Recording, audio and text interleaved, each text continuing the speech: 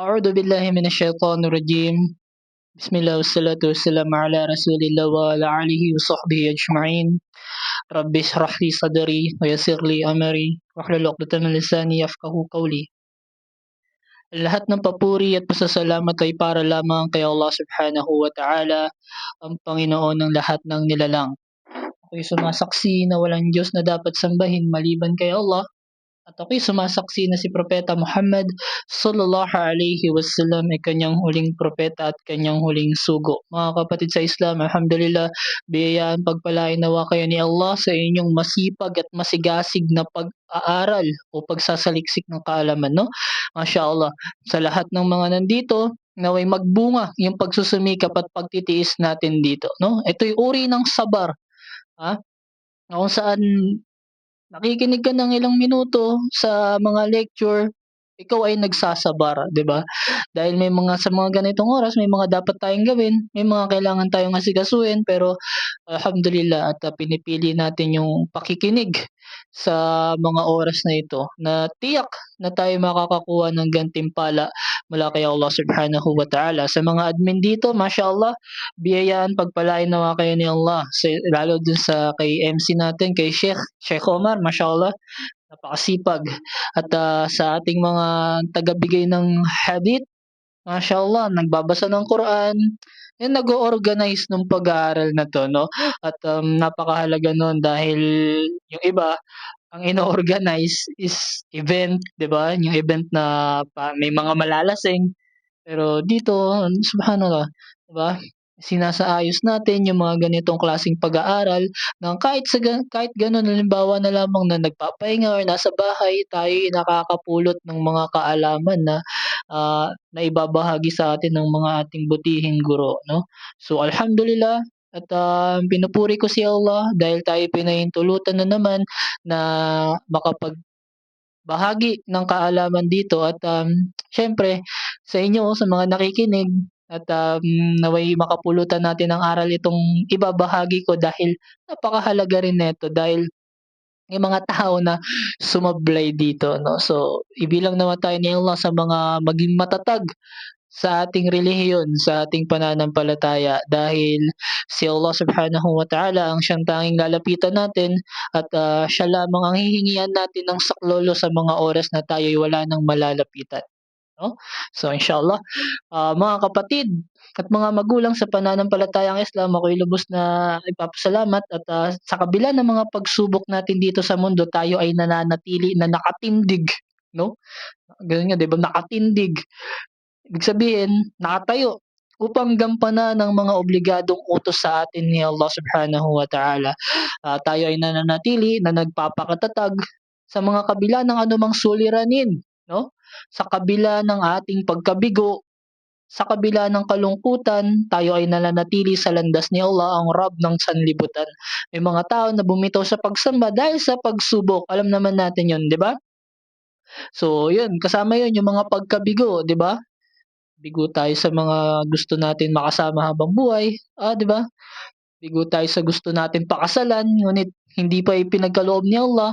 Tiyak na si Allah ang magkakaloob nito sa atin ng mas mainam pa dun sa nawala na yun, 'di ba? Kumbaga, yung plano natin maliit lang pero mas higit pa pala yung plano ni Allah subhanahu wa ta'ala. So, singit ko lang, may mga tao na dahil sa pagsubok ni Allah sila ay tumalikod sa Islam. Isa sa mga pahayag ng mga ganitong klaseng tao nang sila ay sumusunod pa sa Islam, puro pasakit ang kanyang dinaranas. Pu kumbaga, gusto niya puro lang saya, 'no? Hindi kumbaga nung siya'y hindi na sumusunod sa pananampalatayang Islam, guminhawa raw ang kanyang buhay. So, totoo ba 'yun? Sa mga kapatid natin diyan, mga nagbalik Islam, hindi ba kayo masaya sa pananampalataya na niyakap niyo? 'Di ba, mashallah. Pagtitiisan lang natin mga kapatid. Kaya ko 'to binabanggit hindi para maliitin ang kung sino man na 'yon. Kaya ko 'to sinasabi kasi bilang paalala na din sa ating lahat. Dahil dito mayroong mga bagong yakap sa pananampalatayang Islam. Okay? May mga bagong yakap dito, 'di ba? Alam naman natin 'yun. Maging ako, paulit-ulit ko sinasabihan ng sarili ko na 'wag ako maging kampante at lagi ako magpapakupkop kay Allah Subhanahu wa Ta'ala. Mga kapatid sa Islam, marapat lang na maunawaan natin ito lalo sa mga kagaya ko na isang balik Islam dahil hindi porket pumasok tayo sa Islam, lahat ng pagsubok hindi nadadaan sa'tin, ha? Hindi ibig sabihin na naging Muslim na tayo ay, finish na, lalo dito sa mundo na wala ng darating na pagsubok. Tayo ay makakaramdam, makakaranas ng mga pagsubok, kalungkutan, kapighatian, takot, mga bagay na kung saan nakakapangamba.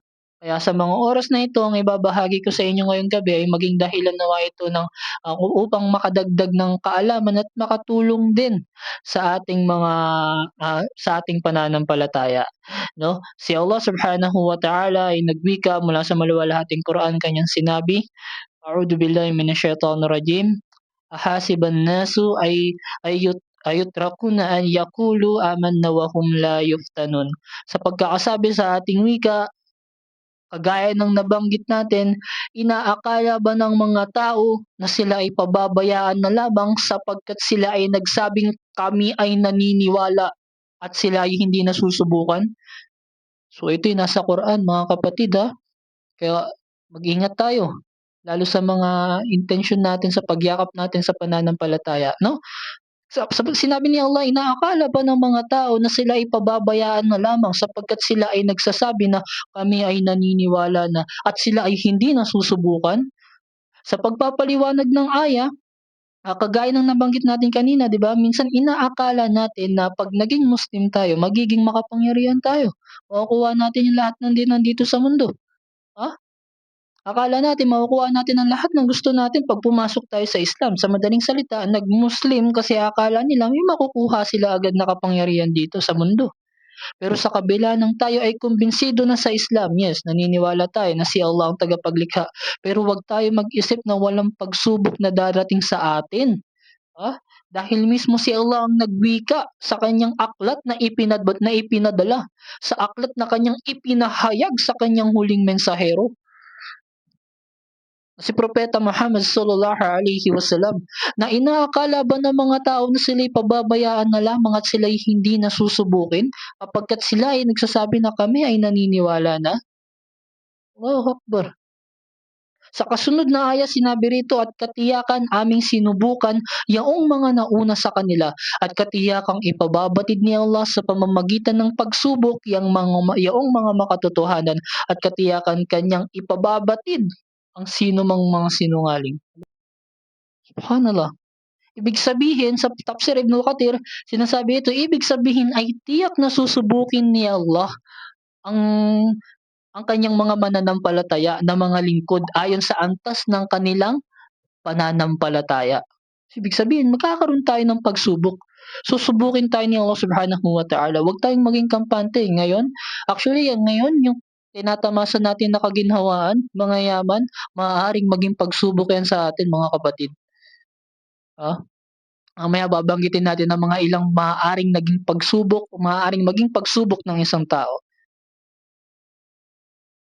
Sinabi ni Allah Subhanahu wa Ta'ala, "Sino man ang umaasa para sa pakikipagharap kay Allah, katotohanan ng panahon na itinakda ni Allah ay darating at siya ang lubos na nakaririnig, ang maalam." Sa pagpapaliwanag ng aya mga kapatid, sabi rito ang sino mang naghahangad na makatagpo niya si Allah at umaasam ng kanyang gantimpala sa makatuwid walang pag-aalinlangan na ang itinakda ni Allah na pagkabuhay na maguli ng kanyang mga nilikha para sa pagbabayad at pagpaparusa ay malapit-lapit ng mangyari at siya ay as-sami, ganap na nakaririnig sa kanilang mga sinasabi at al-alim, ganap na nakakaalam ng kanilang mga ginagawa.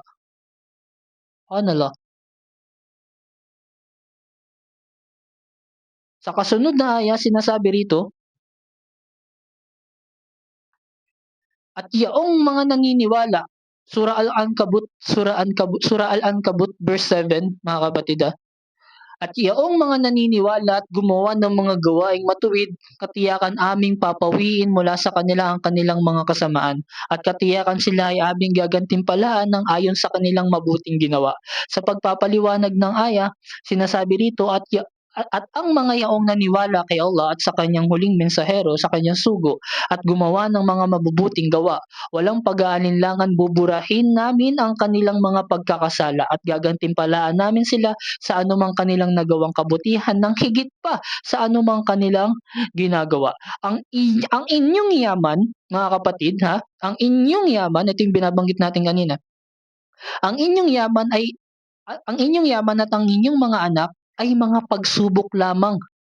Ah, subalit kay Allah nasa kanya ang dakilang gantimpala.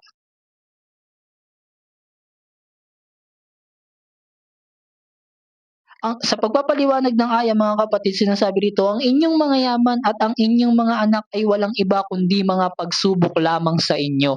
Samantalang na kay Allah ang dakilang gantimpala sa sino mang pinili niya ang pagsunod sa kanya kaysa sa pagsunod sa iba, at tinupad niya ang karapatan ni Allah sa kanyang kayamanan. O, di ba?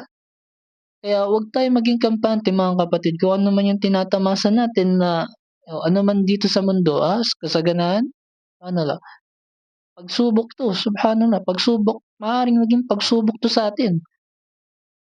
Nakita Sinabi ni Allah Subhanahu wa Ta'ala sa Surah Ar-Rum, verse 41, ang katiwalian ay lumaganap o lumitaw sa buong kalupaan at karagatan sanhi ng anumang pinagsumikapan ng mga kamay ng tao. Kaya kanyang ipinalalasap sa kanila ang ibang bahagi ng anumang bunga ng kanilang ginawa upang sakaling sila ay magsibalik sa landas ng kabutihan. Lumaganap ang kapinsalaan sa kapatagan ng kalupaan at sa karagatan, na katulad ng tagtuyot, kakulangan ng ulan at pagdami ng mga sakit dahil sa mga maling gawain na ginagawa ng mga tao. Upang mangyari sa kanila ang ilang bahagi ng parusa sa kanilang masamang ginawa sa daigdig, nang sa gayon ay magsipagsisi sila kay Allah at tatalikuran ng mga pagkakasala upang maituwid nila ang kanilang kalagayan at gaganda ang kanilang katayuan. Ha? So, mga kapatid sa pananampalataya, maaaring ang yaman na tinatamasa natin ngayon, ito'y maaaring pagsubok ni Allah Subhanahu wa Ta'ala sa atin. Pero isa sa mga tanda na kung saan minamahal ni Allah Subhanahu wa Ta'ala ang kanyang mga alipin, kapag ka ito ay kanyang binibigyan ng mga pagsubok. Ha? Sinasabi sa Surah Al-Imran, verse 134, sa pagkakasabi rito, ah, yaong mga gumugugol para sa landas ni Allah sa panahon ng kasaganahan at kahirapan, yaong mga nagtitimpi ng kanilang galit at nagpapatawad sa tao, si Allah ay nagmamahal sa mga mapaggawa ng kabutihan. Yaong ginugol nila ang kanilang kayamanan sa panahon ng kasaganahan at kagipitan, at yaong napipigilan nila ang kanilang mga sarili kapag sila ay nagagalit sa pamamagitan ng pagtitimpi, at kapag nagapi nila ang nagkasala ay pinapatawad nila. Ganito ang tunay na pagiging mabuti na naiibigan ni Allah, ang nagtatangan ng mga ganitong klasing pag-uugali.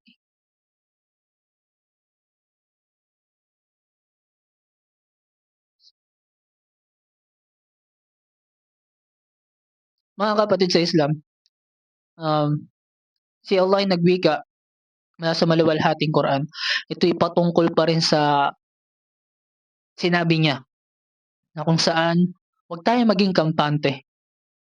Dahil mismo si Allah Subhanahu wa Ta'ala ang nagsabi. Ha? Ano kanyang sinabi? A'udhu billahi minasyaitanir rajim. Wala nabaluwakum bisyai'in minal khawf wal ju' wa naqsim minal amwalil wal anfusi wat thamarat wabashiris sabirin. Wabashiris sabirin. Sa pagkakasabi sa ating wika, at katiyakan, kayo ay aming susubukin sa mga bagay na nakakapangamba, gutom, kawalan ng yaman, buhay at mga pananim. Subalit, magbigay ng magandang balita para sa mga matiisin. At sinusubukan namin kayo sa pagpapaliwanag ng aya, pagkakasabi rito, at sinusubukan namin kayo. Saan? Sa mga pangkaraniwang bagay.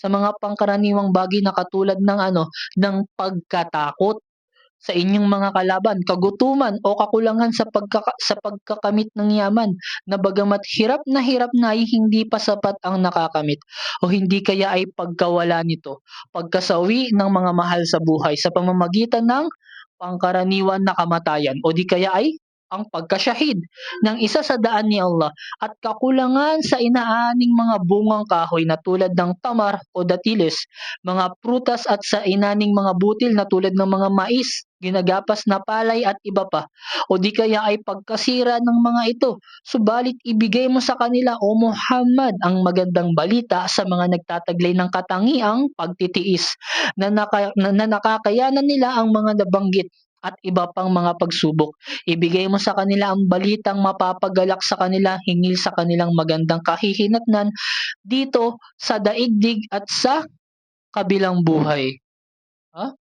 May magandang balita eh. May pangako si Allah subhanahu wa ta'ala sa mga nagtiis, sa mga dumanas ng ganitong klaseng pagsubok, pero sila'y nananatili sa pagtitiis, sa pagtitiwala nila kay Allah subhanahu wa ta'ala. Sinasabi rito, alladina idza asabathum musibatun qalu inna lillahi wa inna ilaihi raji'un. Ang mga matiisin ay yaong kapag dinapuan sila ng pinsala, ha? Kapag sila ay dinapuan ng pinsala, sila ay nagsasabing, katotohanan, kami ay kay Allah nagmula at sa Kanya kami ay muling magbabalik. Kabilang sa mga katangian pala ng mga matiisin yun. Yung kapag may dumating sa kanila ng mga bagay na hindi nila nagustuhan, ah, sinasabi nila, kami ay mga alipin pagmamayari ni Allah. Siya ang nagmamahal sa lahat ng mga bagay para sa amin. Ginagawa niya ang anumang kanyang nais at katiyakang babalik kami sa kanya kapag kami ay namatay na. At pagkatapos nito ay bubuhayin kaming magmuli sa araw ng paghukom. Subhanallah. Ha? Sa araw ng paghukom. Sa pagkabuhay ng muli bilang pagbabayad. Ha? Kaya mga kapatid sa pananampalatayang Islam, ano man ang dumapo sa atin, na anumang uri ng pagsubok, ito man ay mabuti o masama, tayo nagpapasalamat kay Allah. Di ba sinabi ng Rasulullah sallallahu alaihi wasallam to sa kanyang hadith? Ano man ang dumating sa isang mananampalataya, ito man ay mabuti o masama, siya ay nagpapasalamat kay Allah. Alhamdulillah. Kaya pwede natin banggitin ang inna lillahi wa inna ilaihi raji'un. Kahit hindi sa mga oras ng pagkamatay o may mga sakuna na dumating sa atin, pwede natin ito banggitin. Mga kapatid sa Islam, na may patatagin tayo ni Allah sa ating pananampalataya at sa dito sa mundo, lalo sa mga pagsubok, sapagkat may mga ilang tao na bumitaw sa pagsamba, tinalikuran ng Islam ng dahil sa mga pagsubok na ibinigay ni Allah. Nakita niyo, sinabi ni Allah, palilitawin ni Allah sa pamamagitan ng pagsubok yung mga makatotohanan at ang mga sinungaling. Saan? Sa pamamagitan ng pagsubok. Mula kay Sa'ad bin Abi Waqqas radiyallahu anhu, kanyang sinabi sa hadith na naiulat mula kay Imam Tirmidhi, Ya Rasulullah, sino sa mga tao ang may mabibigat na pagsubok? Tinanong niya ang Rasulullah sallallahu alaihi wasallam. Si Sa'ad bin Abi Waqqas. Tinanong niya ang mensahero ni Allah, Ya Rasulullah, sino sa mga tao ang may mabibigat na pagsubok? Sinabi ng Rasulullah sallallahu alaihi wasallam, ang mga propeta. Tapos ang mga kagaya nila, mga matutuwid na tao, sapagkat susubukin ang tao ayon sa antas ng kanyang pananampalataya. Kapag matatag ang kanyang pananampalataya, ay matindi ang mararanasang pagsubok. Kapag mahina ang kanyang relihiyon, ang kanyang pananampalataya ay makakaranas ng pagsubok na naaayon sa kanyang pananampalataya. Kapag mahina ang kanyang pananampalataya ay mahina ang pagsubok sa kanya at hindi mawawala ang pagsubok sa isang tao hanggang sa siya ay maglakad sa ibabaw ng lupa na walang anumang kasalanan. Ito'y naiulat mula sa hadith ni Imam Tirmidhi. Ito yung mga uri ng pagtitiis, banggitin natin. Unang pagtitiis, mula sa pagsunod sa lahat ng ipinag-utos ni Allah, sa layuning makamit ang gantimpala nito at maging matatag sa pagsasagawa ng mga tungkuling ipinag-utos ni Allah at maging alinsunod sa batas ng Islam. Sinabi ni Allah sa Quran, at iyong itagubilin ang pagdarasal sa iyong pamilya at maging mataimtim sa pag-aalay ng sala ng takdang pagdarasal. Kagaya ng pagtitiis sa paggising natin sa madaling araw, sa pagdarasal ng Salatul Fajr, di ba? Ikalawa, pagtitiis mula sa pag-iwas sa lahat ng ipinagbabawal ni Allah. Ang paglaban mula sa pagnanasa ng sarili pati ang tukso ni Shaitan at ang pagtitimpi sa pagtanggi ng mga nakasanayang asal na bawal sa Islam. Nagsasabar ka, nakasanayan mo noon. Ano nakasanayan mo noon? Nakasanayan mo mag-birthday. Taon-taon, tuwing birthday mo, naghahanda ka. Nagse-celebrate ba? Nagse-celebrate. Pero nagsasabar ka, nagtitiis ka, pinagtitiisan mo yung bagay na yun. Bakit? Alang-alang kay Allah subhanahu wa ta'ala. Tuwing Pasko, ha? Tuwing Pasko, madalas ka mag-inom. Inuubos mo yung 13 month mo sa kaiinom mo ng alak. Pero ngayon, nagsasabar ka. Bakit? Hindi ko na gagawin to. Pagtitiisan ko to dahil Muslim na ako. Subhanallah. Ha? Tuwing bagong taon, pakikipag-celebrate, di ba? Pero sa ngayon, nagtitiis tayo, pinagtitiisan natin yun. Bakit? Kasi tayo yung mga Muslim na. Sabar. Diba? Katulad ng pagtitimpi at pagtanggi ni Propeta Yusuf mula sa pangangalo niya. Noong akitin siya ng asawa ng isang pinuno. Sa kabila ng ginawa niya ang lahat ng paraan para maakit siya na walang nakakakita sa kanila, ngunit pinigilan ni Propeta Yusuf alayhi salam ang kanyang sarili na makagawa ng masama. Dahil sa lakas ng kanyang pananampalataya at nanaig sa kanya ang takot at hiya kay Allah. Kaya iniligtas siya ni Allah sa masamang gawain na yon at sa kasalanan. Pangatlo, sinasabi rito pagtitiis mula sa itinakdang matitinding pagsubok ni Allah. Pinagtitiisan ng anumang mga mabibigat na dulot ng pagsubok at iiwasan ang lahat ng gawa at salita na ikinakagalit ni Allah.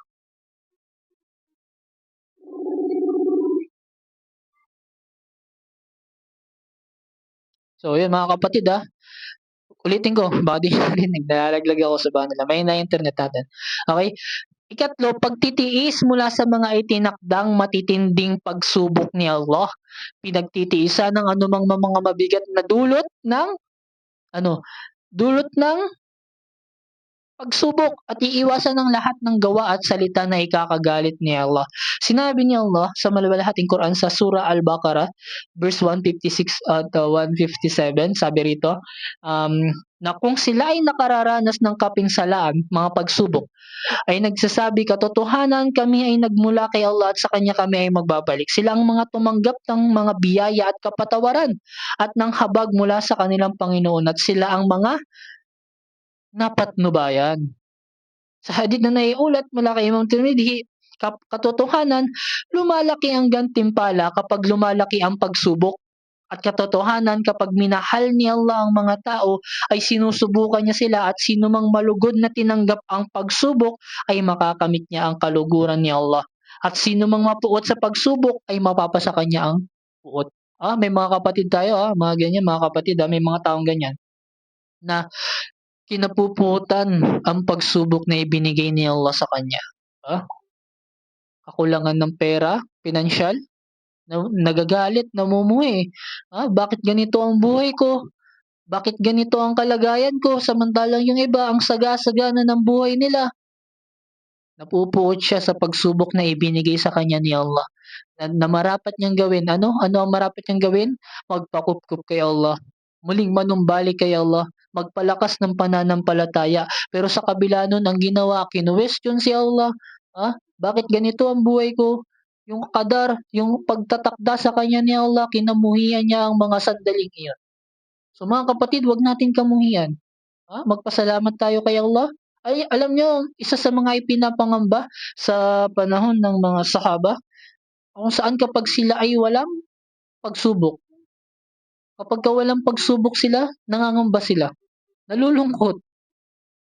Dahil iniisip nila na baka ang tinatahak na landas ay hindi na sa landas ni Allah. Kumbaga naliligaw na. Panahon ng mga salaf, ha? Kaya 'wag natin kamuhian ng mga pagsubok na ibinigay sa atin ni Allah Subhanahu wa Ta'ala. Gaano man ito kalaki, magpasalamat tayo kay Allah. Dahil sa mga pagsubok na pinagdadaanan natin ngayon, may mas malala pa rito. Ha? Ikaw, ang pinagdadaanan mo lang, kakulangan sa pinansyal, kulang sa pambayad.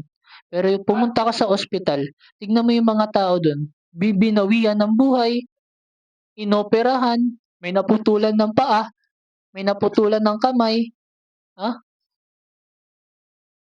'Di ba? Tignan natin yung mga tao na kung saan mas mababa sa atin. Huwag natin tignan yung mga tao na kung saan sila ay nakahihigit sa atin. Pero kung titignan natin yung mga taong mas mababa sa atin na kung saan binibigyan ni Allah ng mga malulubhang pagsubok, hindi natin ka-questionin si Allah. Hindi natin ka-questionin yung mga pagsubok na ibinibigay sa atin ni Allah. Dahil kung titignan natin yung mga mas mababa sa atin, magpapasalamat pa tayo kay Allah. Alhamdulillah ya Rabbi. Na kung saan may pagsubok ako pero hindi ganyan kalala. Hindi ko alam kung kapagka ako'y dinapuan ng ganyang pagsubok, kung ako'y mananatili pa ba sa pananampalatayang ito.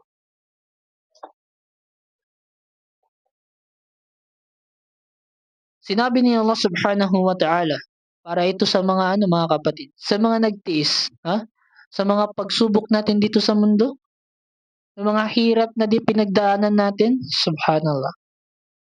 Tiyak na katotohanan ang pangako ni Allah. Ang pangako ni Allah ay darating. Na kung saan kapagka tayo ay gagantimpalaan na sa kabila ng pagtitiis natin. Sinabi ni Allah Subhanahu wa Ta'ala mula sa maluwalhating Quran, "Innal ladina qalu rabbuna Allah thumma istaqamu tatanazzalu alaihimul malaikatu alla takhafu wa la tahzanu wa abashiru bil jannati lati kuntum tu'adun." Sa pagkakasabi sa ating wika, katotohanan, yaong mga nagsabi ang aming Panginoon ay si Allah. Pagkaraan sila ay nanindigan at tumahak sa tamang landas, ang mga anghel ay papanaog sa kanila at magsasabing huwag kayong mangamba at huwag na kayong malungkot sapagkat inyong tanggapin ang magandang balita ng paraiso na sa inyo nga ay ipinangako. Isa sa mga tafsir ng aya na ito na sa oras ng kamatayan ng mga taong nanindigan, ng mga nagsabi na si Allah ang kanilang Rab na tagapaglikha, sa oras ng kanilang kamatayan bumababa sa kanila ang mga malaika na kung saan sinasabi sa kanila, huwag na kayong malungkot, huwag na kayong mangamba, sapagkat inyong tanggapin ang magandang balita na sa inyo nga ay ipinangako. Ano yun? Ang paraiso. Allahu Akbar. Sabi rito, katiyakan niya ang mga nagsabi na ang aming Rab na tagapaglikha ay si Allah, na bukod tangi na walang katambal sa pagsamba. Pagkatapos sila ay nagpakatuwid sa pagsunod sa kanyang batas. Bababa sa kanila ang mga malaika, ang mga anghel sa oras ng kanilang kamatayan na sasabihin sa kanila, huwag na kayong matakot sa kamatayan at sa mangyayari pagkatapos nito at huwag kayong malungkot sa anumang iniwan nyo sa makamundong buhay. Matuwa kayo, magalak kayo sa magandang balita. Alin ang Al-Jannah, ang hardin na kung saan ito ay ipinangako sa inyo. Kung maninindigan lang tayo mga kapatid, hihingi tayo ng tulong kay Allah. Mananatili tayo sa pananampalatayang ito kaakibat, kalakip ang pagtitiis, ang pagsasabar habang tayo nabubuhay pa rito sa mundo. At ang lumalabas sa ating mga pananalita sa ating bibig ay wala tayong ibang Diyos maliban kay Allah. Sa kabila nun, nagpakatuwid tayo, nanindigan tayo, tumahak tayo sa tamang landas, sa oras ng ating kamatayan bumababa ang mga malaika at kanilang sinasabi na huwag ka ng malungkot, huwag ka ng matakot sapagkat tanggapin mo ang magandang balita na sa inyo nga ay ipinangako. Ano yun? Ang paraiso. Allahu Akbar. Naway ibilang tayo ni Allah sa mga maninirahan sa paraiso. Amin ya Allah. Mga kapatid sa pananampalatayang Islam, ah alhamdulillah, sa kabila ng mga pagsubok na dumarating sa atin dito sa mundo, sa mga pagsubok na kung saan kinaya natin para manatili sa pananampalatayang ito sapagkat batid natin ang katotohanan na walang ibang Diyos maliban kay Allah. Ha? Allah ta'budu illallah. Huwag nga kayong sasamba maliban kay Allah. Diba? Pero sa kabila ng mga pagsubok na ibinigay sa atin ni Allah, alhamdulillah, tayo nananatili rito. May mga bagay na kung saan ibibigay sa atin ni Allah bilang pagsubok. Mga bagay na kung saan ibinigay ni Allah na pagsubok na magiging dahilan ng pagkatibay, pagiging matatag natin sa pananampalataya. May mga tao na walang pakialam. Kumbaga, wala silang pakialam sa makamundong sa kabilang buhay. Dito sa mundo, ginagawa nila lahat ng mga ipinagbabawal ni Allah. Inom, sugal, mga bagay na kung saan makamundong buhay. Pero, nang bigyan ni Allah subhanahu wa ta'ala ng karamdaman, yung karamdaman na yon na ibinigay sa kanya ni Allah, naging biyaya pa yon. Sa paanong paraan? Na sa pamamagitan ng sakit na dinanas niya, sa sakit na kung saan natanggap niya, nagkaroon siya ng oras para sa pagsasaliksik ng katotohanan, para hanapin ang kaalaman, ang tamang daan, ang tunay na relihiyon. Subhanallah. Sa mga oras na yun, yung mga natitira niya na oras na yon na inaakala niya na siya'y di na aabot pa sa mga susunod na araw, na akala niya mamamatay na siya, inilaan niya sa paghahanap, pakikinig ng patungkol sa Islam. Naging biyaya yun. Naging biyaya yun sa kanya ni Allah. Na kung saan kung hindi siya binigyan ni Allah ng ganong klaseng pagsubok, baka hindi yun nagbigay ng oras, naglaan ng oras para hanapin ang katotohanan. Pero di ba, yung pagsubok na ibinigay ni Allah na karamdaman na minsan nakala natin negative, nakala natin parusa, nagiging biyaya po yun.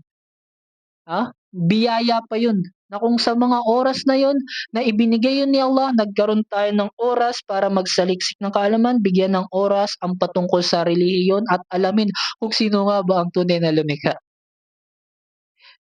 May mga tao naman na kung saan sila ay sa kabila ng paghingi nila kay Allah sa mga bagay na makamundong buhay. Ya Allah, gusto ko ng kotse, taas ng kamay. Ya Allah, gusto ko ng sasakyan, gusto ko ng malaking bahay, gusto ko ng maraming kayamanan. Ya Allah, gusto ko ng mga bagay na kung saan makapagpapasaya sa akin dito sa mundo. Ibinigay ni Allah ang kahilingan. Nung ibinigay ang kahilingan, hindi na nakita sa masjid. Hindi na nagdasal kay Allah. Hindi na humingi kay Allah. Nakalimutan si Allah. Yun yung tinatawag na akala natin biyaya pero pagsubok pala. Ano lo? Kaya mag-ingat tayo sa hinihingi natin, mga kapatid. Dahil baka yung hinihingi natin, yan ang magiging dahilan ng paglayo natin kay Allah. Kaya marapat natin maintindihan sa kabila ng mga pagsubok, yung mga bagay na hinihingi natin kay Allah at hindi ito ipinagkakaloob ni Allah, na magpasalamat pa tayo. Magpasalamat pa tayo kay Allah. Purihin natin si Allah. Dahil hindi natin na alam yung hinihingi natin, baka yung hinihingi natin maging dahilan yun ng paglayo natin sa Islam. At ang paglayo natin kay Allah. Diba? Na kung saan yung biyaya na hinihingi natin ng ipinagkaloob sa atin to ni Allah, pagsubok pala, sapagkat tinitingnan kung ikaw ay mananatili ba sa pananampalatayang ito kapag nakuha mo na yung hinihingi mo. So, mga kapatid sa pananampalatayang Islam, ay nakapulutan natin ito ng aral at nakadagdag ito sa ating mga kaalaman, sa ating pagsasaliksik na alhamdulillah. At kung may nasabi man ako rito na anumang kamalian, patawarin nawa ako ni Allah kung anumang pagkukulang yun, no? At sapagkat ang hangad lamang natin dito ay magbigay ng payo, magbigay ng advice sa ating kapatiran. Sinabi ni Allah sa Quran, magpaalalahanan kayo sapagkat ang pagpapaalalahanan ay nakabubuti sa mga mananampalataya. Diba? So, kung ano man ang mga pagkukulang natin dito, patawarin naman ako ni Allah. At, kung may nasabi man ako and then sa mga tao na mas nakakaalam pa, inshallah, welcome, open para sa pagkaragdagang pagsasalaysay, no? At ako'y natutuwa, mashallah, at nandito kayo mga kapatid sa kabila ng mga oras na nagpapahinga tayo sa amang sulok ng mundo. May mga kapatid tayo rito na OFW na sa ibang bansa, no? Sama natin sila sa dua, sama natin sila sa panalangin. Lahat tayo mga kapatid sa pananampalataya at hilingin natin kay Allah na patatagin tayo sa pagsubok na pinagdadaanan natin at bigyan tayo ng lakas o bigyan tayo ng pagtitiis ng pagsasabar sapagkat ang mga matiisin ay malapit kay Allah. Subhanaka Allahumma wa bihamdika asyhadu an la ilaha illa anta astaghfiruka wa atubu ilaik. Assalamualaikum warahmatullahi wabarakatuh.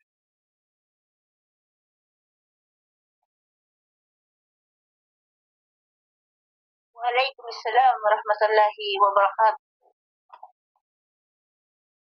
Waalaikumsalam warahmatullahi wabarakatuh. Masyaallah. Warahmatullahi wabarakatuh.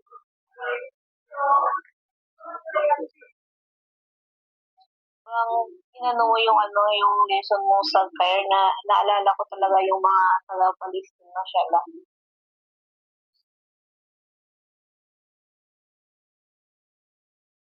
Alhamdulillah po, inshallah. Sama natin sila sa dua.